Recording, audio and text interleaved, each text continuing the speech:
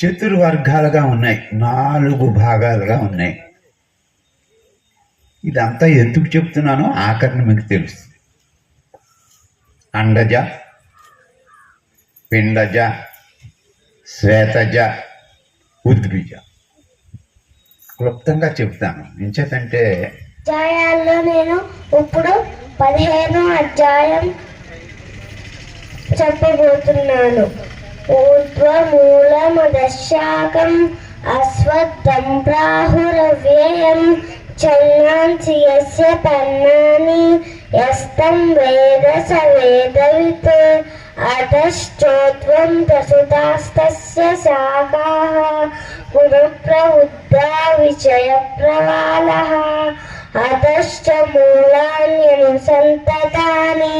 కర్మానుబంధిని మనుష్యలోకే నరూపమస్యేహ తతోపలభ్యతే నాంతో న చాదుర్నత సంప్రతిష్ఠా అశ్వత్థమేనం సువిరూఢమూలం అసంగశస్త్రేణ దృఢేన చిత్వా తతఃపదం తత్పరిమార్గితవ్యం యస్మిన్ గతా న నివర్తంతి భూయః తమేవ చాద్యం పురుషం ప్రపద్యే యతః ప్రవృత్తిః ప్రసుతా పురాణి నిర్మాణమోహాజిత సంగదోష అధ్యాత్మనిజ్ఞానుత్తకామ ద్వంద్వైర్విముక్తా సుఖదుఃఖ సంగే గచ్చంచ మూఢా పదమవ్యయంతత్ న తద్భాసయతే సూర్యః న శశాంకో న పావకః యద్గత్వా న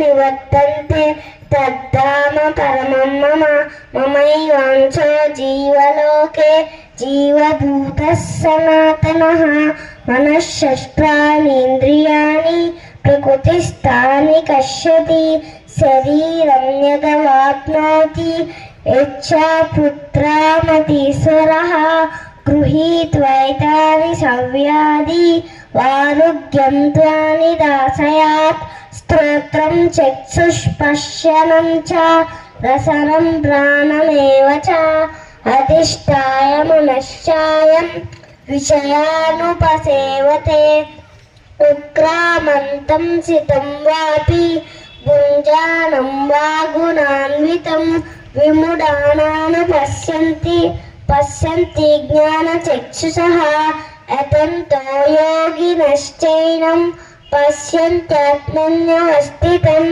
యతంతో ప్రకృతాత్మానః నైనం పశ్యంత్యచేతసః యదా నిత్యగతం తేజో జగద్భాసయతేఖిలం యచ్ఛందమసి యచ్ఛాజ్ఞో తత్తేజో విద్ధి మామకం గామావిశ్య చ భూతాని ధారయామ్యహమోజసా పుష్ణామి చౌషధీ సర్వాః సోమో భూత్వా రసాత్మకః అహం వైశ్యాననారో భూత్వా ప్రాణేనాంశేహమాశ్రితః పానాపానసమాయుక్తః పచామ్యన్నం చతుర్విధం సర్వస్య చాహం హృది సన్నివిష్టః మద్దుస్కృతి జ్ఞానమపోహనం చ వేదైశ్చ సర్వైరహమేవ వేద్యః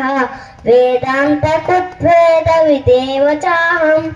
ఓం తత్సత్ ఇది శ్రీమద్భగవద్గీతాసు ఉపనిషత్సు బ్రహ్మ విద్యాయాం యోగశాస్త్రే శ్రీకృష్ణార్జున సంవాదే పురుషోత్తప్రాప్తి యోగో నామ పంచదశోऽధ్యాయः.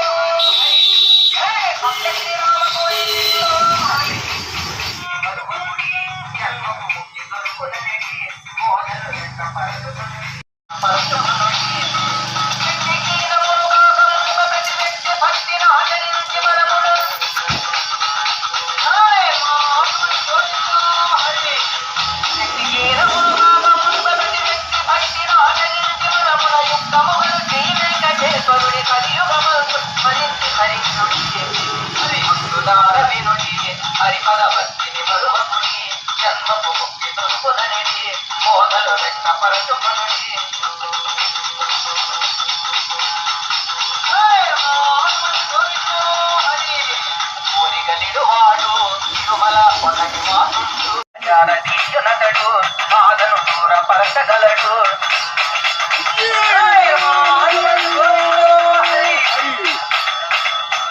పరాభవముండి లక్ష్మి వైకుంఠమిడది ధరసాగనదు.